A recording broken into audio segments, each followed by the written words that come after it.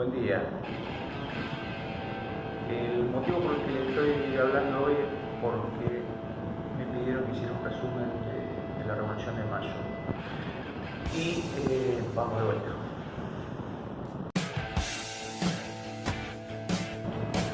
Hoy les voy a hablar de la Revolución de Mayo. Para los que no me conocen, yo soy Juan Roa, profesor de la escuela, profesor de historia. Y para entender la Revolución de Mayo tenemos que pensar en el contexto de la época, en aquellas colonias que estaban en el fin del mundo, porque verdaderamente estos territorios eran el extremo de las colonias españolas, bastante olvidadas de la administración central, donde había una diferencia muy marcada entre los poderosos y los desprotegidos. La historia de la vida, de la humanidad es esa. No vamos a hablar en términos socialistas, porque estamos muy lejos todavía históricamente de ese periodo, pero sí va a haber diferencias en cuanto al acceso al poder. Vamos a tener dos grupos, los dos grupos más altos de las clases sociales de la época, que van a ser los blancos, pero que van a estar divididos en blancos peninsulares y blancos criollos, o blancos americanos, y son los que se van a disputar el poder en América.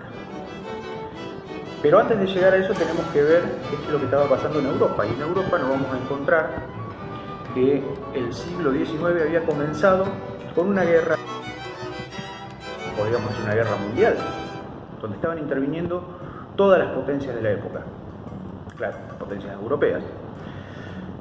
Eran las guerras napoleónicas. Francia era prácticamente la dueña del escenario mundial. Se había apoderado de muchos de los países europeos y tenía en vista apoderarse del resto. En oposición vamos a encontrar como su gran enemigo a Inglaterra. ¿Y a nosotros qué nos toca acá? Bien, España era aliada de Francia.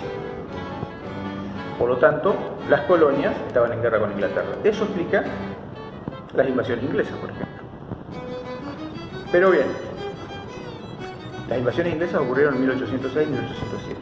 Al año siguiente, en 1808, Napoleón, descontento con el rey de España, decide cambiarlo, someterlo. Y lo que va a hacer es invadir España, encarcelar al rey, encarcelar a su sucesor, Fernando VII, y nombrar como rey de España a su hermano José Bonaparte. El nombramiento del rey francés va a traer como consecuencia el levantamiento de buena parte de los españoles que no van a aceptar un rey extranjero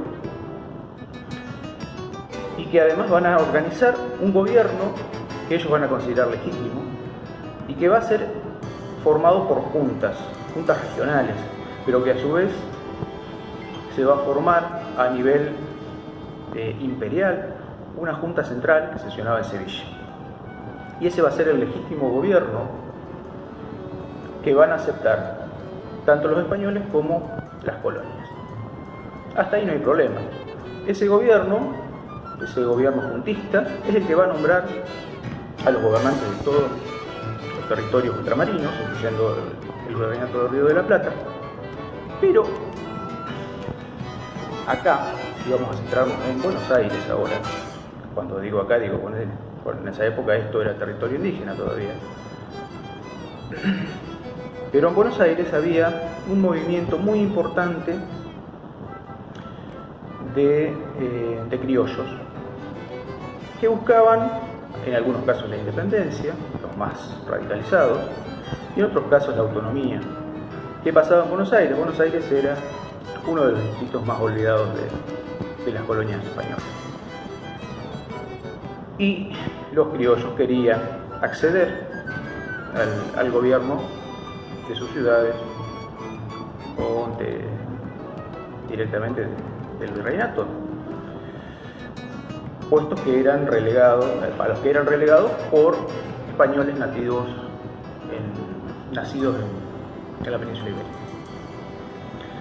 Bien, eso nos va a llevar hasta 1810. Y en 1810 los sucesos europeos van a catapultar la Revolución de Mayo. ¿Y cómo es eso? Francia, en guerra con España desde 1808, va a conquistar la totalidad del territorio español. Esa junta, que se encontraba sesionando en una de las ciudades de España, tiene que irse movilizando, esquivando a las tropas napoleónicas, hasta que finalmente se disuelve y se forma un consejo de regencia que no tenía la legitimidad que sí había tenido la Junta y que mayoritariamente va a ser rechazado. Eso le va a dar el puntapié a un grupo de criollos. Cuando esa noticia llega, la noticia de la caída de la Junta Central de Sevilla, llega al Río de la Plata, le va a dar el puntapié a un grupo de criollos, los que llamamos revolucionarios, también le podemos decir los padres de la patria, a exigirle al virrey la conformación de un cabildo abierto. Y ahí tenemos que pensar otra vez en el concepto de lo que era el cabildo abierto, que era una reunión de vecinos, y el concepto de vecino no era el que tenemos hoy en día, sino que el vecino era el personaje importante, las familias patricias de la ciudad, que eran poquitas, alrededor de 600 familias en una población de 20.000, 30.000 habitantes, como tenía Buenos Aires en aquella época. En el cabildo entonces van a participar unos 400 vecinos aproximadamente. Las posturas eran dos. Por un lado estaba la postura radicalizada de parte de los patriotas, de los criollos, que querían pertenecer al gobierno, autogobierno, deponer al virrey y nombrar una junta integrada por criollos. Y la postura realista, que pugnaba por continuar la situación como estaba, es decir, que los españoles siguieran en la cima del poder. Básicamente lo que se debatía era poder. Y se va a reunir el cabildo, va a haber intensos debates. Las cuestiones que se van a poner en tela de juicio son dos. Una es la legalidad del virrey como virrey, ya que el virrey representaba a la Junta Central de Sevilla y la Junta Central de Sevilla había desaparecido. Lo primero que se va a debatir es si el poder del virrey sigue en pie o, por el contrario, hay que deponerlo. Bien, el cabildo donde van a participar unos 400 vecinos, va a debatir dos cuestiones. La primera era la legalidad del virrey, y determina el cabildo que el virrey tiene que cesar en su poder, deja de ser virrey. Y la segunda era qué tipo de gobierno o cómo reemplazar a ese virrey de puesto. Todo el mundo estuvo a favor de hacer una junta, imitando las juntas de España, pero la discusión fue por la cantidad de miembros y quiénes eran esos miembros. El sector criollo pretendía que los blancos criollos fuesen los que tuvieran más representatividad, mientras que el sector realista o pro-español pretendía que los españoles siguieran siendo los que detentaran el poder. ¿Qué pasó? Ganaron los españoles. La junta que se crea con el cabildo abierto es una junta pro-española, con una mayoría de miembros españoles y con el virrey, que ya no era virrey, como presidente de la junta. Los criollos tenían un as en la manga y era el poder militar.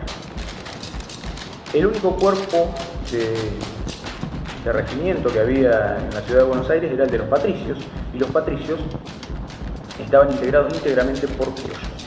Su jefe,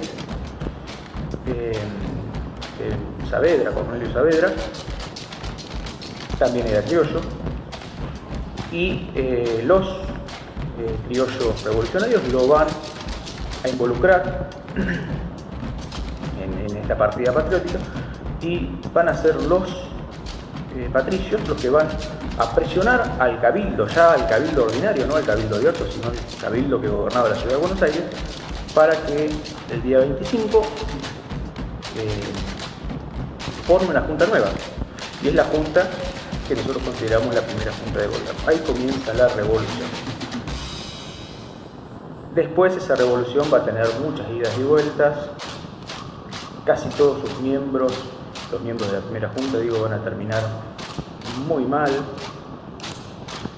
Va a haber mucha guerra, mucha muerte. Pero lo importante es que estos hombres se jugaron enteros por lo que creían, y el legado es este país que tenemos. Bien o mal, es lo que tenemos y es lo que tenemos que seguir manteniendo. En una revolución se triunfa o se muere, dijo el Che Guevara. Y estos tipos se murieron, pero también triunfaron.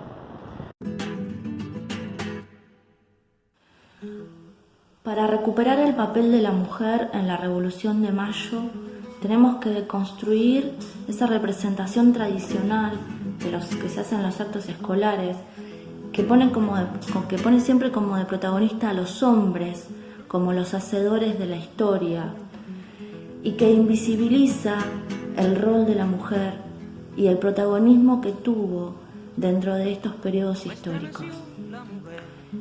Tenemos que pensar a estas mujeres no como una o dos, sino como un colectivo de mujeres que trabajaron desde muchos lugares, desde las clases más altas, como fue en el caso de Mariquita Sánchez de Thompson, desde lugares por ahí más anónimos, como fue en el caso de Martina Céspedes, que en la segunda invasión inglesa se ocupó de darle alcohol a los ingleses que iban a su pulpería y encerrarlos. En el caso de Manuela Pedraza, que peleó al lado de su esposo y que en el momento en el que matan a su esposo, ella le quita su arma y se defiende de un inglés. Muchas mujeres que participaron de las luchas históricas que tuvo nuestro país. Debemos pensar que todo este tiempo la historia muchas veces no las recuperó, pero siempre estuvieron ahí. Espero que este festejo en aislamiento nos permita estar más cerca una vez que volvamos, y nos permita también ser un país mejor. Sabemos lo que perdemos al no poder hacer. Entonces tenemos que aprovechar cada uno de los momentos que tenemos para hacer y convertirnos en mejores personas, para tener un mejor país, para tener una mejor escuela, para ser mejores nosotros. Feliz Día de la Patria y gracias.